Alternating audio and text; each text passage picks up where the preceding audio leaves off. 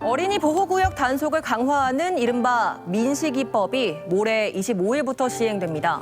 지난해 3월 시행된 민식이법 다들 알고 계실 텐데요.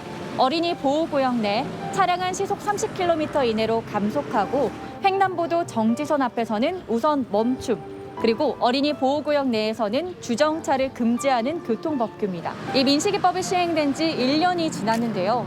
어린이 보호구역 내 상황은 어떻게 달라졌는지 함께 알아보겠습니다. 민식이법이 시행된 지 1년이 지난 지금 어린이 보호구역은 이제 안전할까요? 최근 민식이법 시행 이후 어린이 보호구역 사고가 증가했다는데 이게 어떻게 된 일일까요? 경찰청으로 가서 확인해봤습니다. 작년에 일명 민식이법 시행 이전 스쿨존 어린이 교통사고는 33건으로 시행 이후 처벌이 강화되어 44건으로 교통사고는 증가하였습니다. 스쿨존 과속 차량은 시행 전 6만 1,800여 건으로 시행 후 6만 3,800여 건으로 증가하였습니다. 정확한 현장 상황을 알아보기 위해 직접 어린이 보호구역으로 가봤습니다. 신호등 앞에 있는데 차가 너무 빨리 지나가니까 깜짝깜짝 놀라기도 해요. 정문 지나면 바로 이 도로니까 혹시나도 이제 차 사고 때문에 다칠까 그래가지고 조심하라고만 이렇게 말해주셨어요. 뛰가고 뛰고 이러고 위에 차를 주변을 보긴 보는데 그래도 불안해요. 저기 주차 위반 저건 생겼거든요. 카메라는 위에 보면 있잖아요. 근데 카메라는 없어요.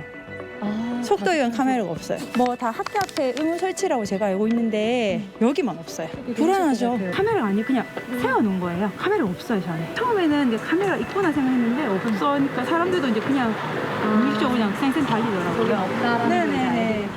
남구의 또 다른 초등학교 앞을 찾아갔습니다.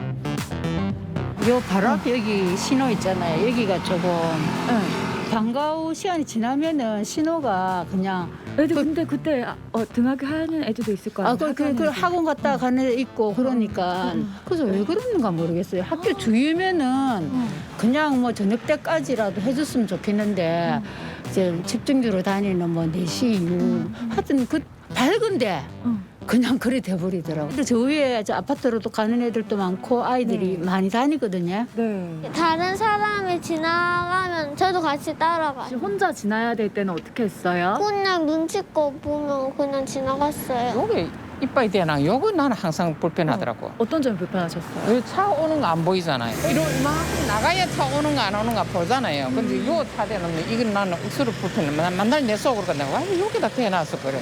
애들 당연히 불편하지. 요럴 때는 차가 대놓으면은. 근데 애들은 어머니처럼 이렇게 주위를 살피고 가진 또 않을 거 아니에요? 그렇지. 그래 아들이 위험하지 그때는.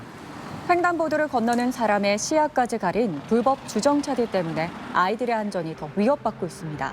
지금 제가 초등학교 앞에 와 있는데요. 여기는 초등학교뿐만 아니라 병설 유치원까지 있는 어린이 보호구역입니다. 근데 바로 건너편에 보시면요. 저렇게 컨테이너 박스를 실은 큰 차들이 계속해서 다니고 있고 또 저기 보면 시속 50km 이상 달리지 않게끔 표시판이 붙어 있음에도 불구하고 차량 속도는 50km를 훌쩍 넘겨버립니다. 이렇게 빠르게 달리는 차량들 사이에서 자전거는 위태로워 보이는데요. 심지어 불법 유턴을 하는 운전자까지. 제가 다녔던 어린이 보호구역들 가운데 가장 열악한 것 같아요. 밤도 이렇고요.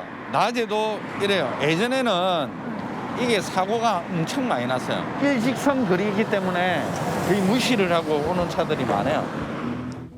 올해는 특히 어린이 보호구역 내 안타까운 사망사고 소식이 많았는데요. 법은 더 강력해졌지만 왜 사고율은 더 증가했을까요? 늘어난 이유를 보면 하드웨어적으로 카메라 설치도 많이 하고 또 신고제도 생기다 보니까 이제 단속 건수가 확 늘어났다고 생각이 되고요. 그리고 또 하나 뭐냐면 이 코로나19 때문에 작년 한 해 동안에 우리 어린애들이 초등학교를 가지 않았지 않습니까? 그럼 운전자들이 조금 안이한 마음으로 운전 좀 하시다가 법규 위반이라든지 아니면은 이런 사고를 좀 내지 않았나 이렇게 저는 판단이 됩니다. 민식이법 시행 이후 지난해 6월 부산에서도 어린이 보호구역 내 사망사고가 발생했습니다. 안전시설물만 잘 설치돼 있었다면 사망에까지 이르지 않았을 거라는 안타까움을 샀는데요. 하지만 부산 곳곳에는 여전히 안전시설물이 미흡한 곳들이 많았습니다.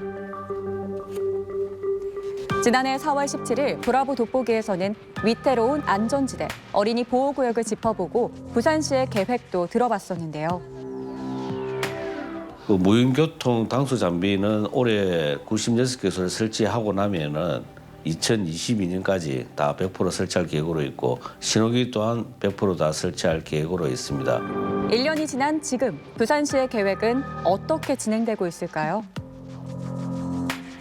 작년에는 총 46억 원을 투입해서 스쿨존 59개소의 정비를 추진 완료하였습니다. 그리고 스쿨존 내 불법 주정차를 방지하기 위해서 2020년 8월부터 주민이 직접 신고할 수 있는 주민 신고제를 운영하고 있으며 어린이 보호구역으로 지정된 시설의 주 출입문과 직접 연결되어 있는 도로의 노상 주차장 총 269개소를 폐지하였습니다. 혹시 지금 진행 속도가 혹시 더딘 건 아닌가요? 지금 현재는 저희들이 그 계획대로 추진하고 있으며 작년에는 저희들이 182억 원을 들여가지고 320개소를 설치할 계획이었으나 코로나19 등으로 인해서 가용 재원이 부족하고 공기 연장 등으로 인해서 불가피하게 사업이 이월되어 작년에는 다소 목표 대비 부진하였습니다.